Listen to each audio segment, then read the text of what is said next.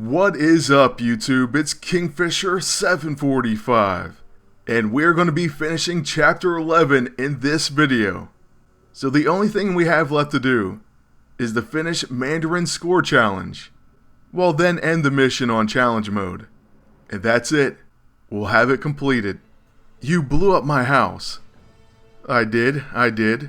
Yet I might have done it while you were inside. Are you not grateful to be alive? Gratitude isn't one of my virtues. Neither is mercy one of mine. I wanted to see your work destroyed, Stark. I wanted you to know I had done it. I wanted you to steep in your hate until it permeated every atom of your body. Only then would you be fit for me to kill. ... That's a good speech. Alright, so for this one, we're going to bring in Rhodey. Why not use Iron Patriot with Iron Man? And I love using Iron Patriot, period. So here comes Pepsi Can.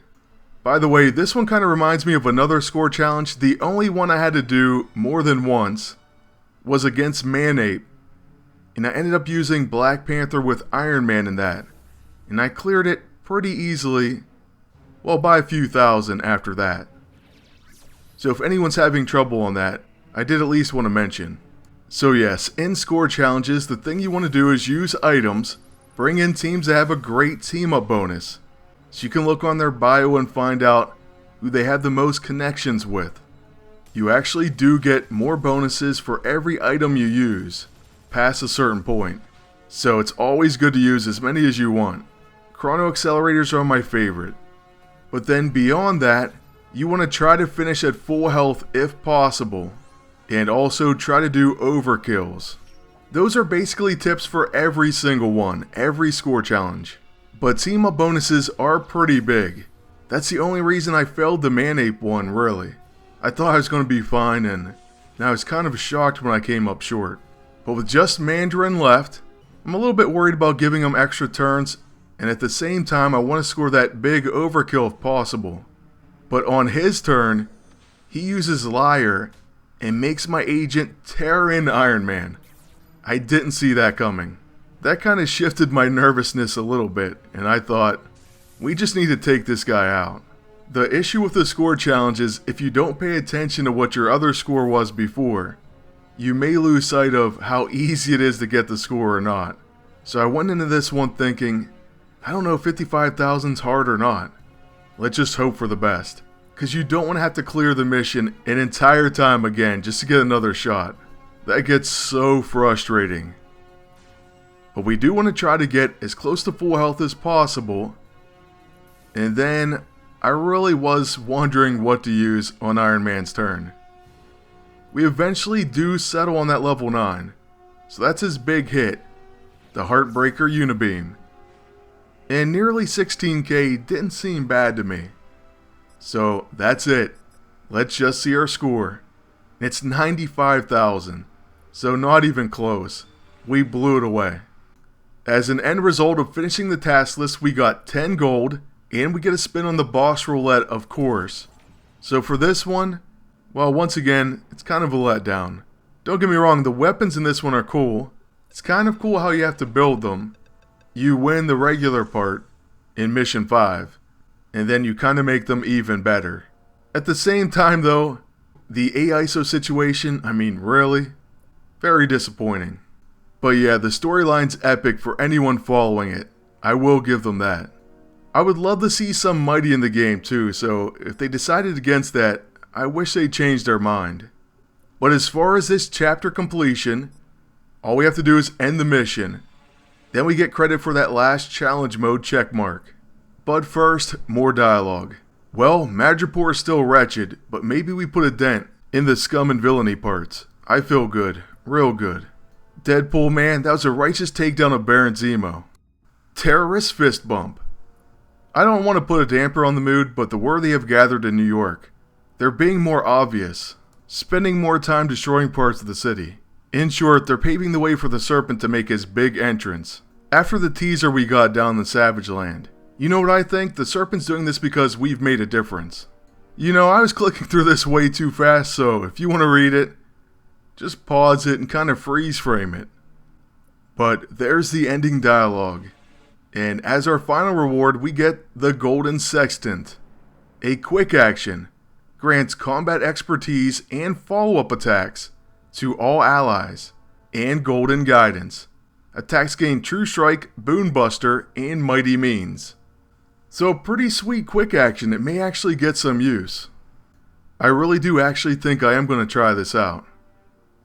But after that, here it comes. Chapter completion 100% done. And that'll be another 10 CP. 5 gold and Mokk the Breaker of Faith. Now don't worry, you get both classes and Greithoth as well. They just only show you this image. And just to kind of further show that, we are going to look at Mokk and Greithoth together in at least one fight. Then like I said, as soon as I come back and I'm at home and able to make videos, we're going to feature both of these in their own videos and probably for some time to come. Now as we were battling, I do have to say the game was kind of sluggish, it was a bit laggy. But one thing I noticed, especially against a team like this, is I felt nearly invincible. At least with Greithoth. I mean, it seems like they could beat on him all day. And I'm sure that's because of his natural damage reduction. He halves it against non-hallowed attacks. And we also threw Tough Enough on him, just to try it out. So yeah, I don't think he's going to be hurt hardly at all by anyone. Certainly not by normal means. Now unfortunately, they are blocking debuffs, but we begin with Feel the Burn. One of my favorite new abilities. Then once the enemy gets done, at least my agent's going to be able to use the Blackest Void and will remove that debuff prevention. Then we should really see the worthy shine. So here we go, the Blackest Void. And we also take off any buffs they may have and disorient them, of course. So on Star-Lord's turn, he's actually going to get preemptively hit. So what does that do? Well, he actually has a chance to preemptively counter with Cower and Agony. So talk about some sick effects. Then on Mokk's turn, well, we did make his summon action a quick action. And that applies Cower, Intimidated, Cornered, as well as Soulfire as a quick action. Then since we are facing many blasters here, we can use our Shield Bash. This has Hemorrhaging Attack and gives Treacherous Tactics to all allies. Melee attacks now apply Internal Bleeding. They gain Hemorrhaging Attack, and everyone takes reduced damage from all attacks. So yes, against a team like this, we really should feel practically invulnerable. I mean, look at the damage we take from Spitfire. It's almost laughable. The sad thing is, they do have trouble, at least I did, against Phaser and Cloak and Dagger. So that's a serious problem right now, I'm not gonna lie. But hey, we're gonna have different team ups for each of them, and I know we're gonna find some really nasty ones that will work. The only other thing I'm wondering is, I've seen Desecration go off, and it wasn't nearly as impressive as I hoped for. So maybe that was just a fluke. I'm hoping it's better than at least how it looked from my first few tries. However, with Ghost Rider, we are going to use Are You Worthy? And it does decent damage and could certainly do a whole lot more than that. But we do get the enemies in pretty good position to knock out. So I call in the suit, and then we're going to use Invigorating Charge. Now we have World's Finest, plus all those finest hour buffs. So on Mokk's turn, we can use Momentary Advantage. Then we can use his, what should be a pretty big attack, the Worthy Warhammer. And it does KO Spitfire. Then kind of as our final action, we'll just go ahead and use the Hammer of Mokk. And that's definitely going to finish our first quick look at the new Worthy.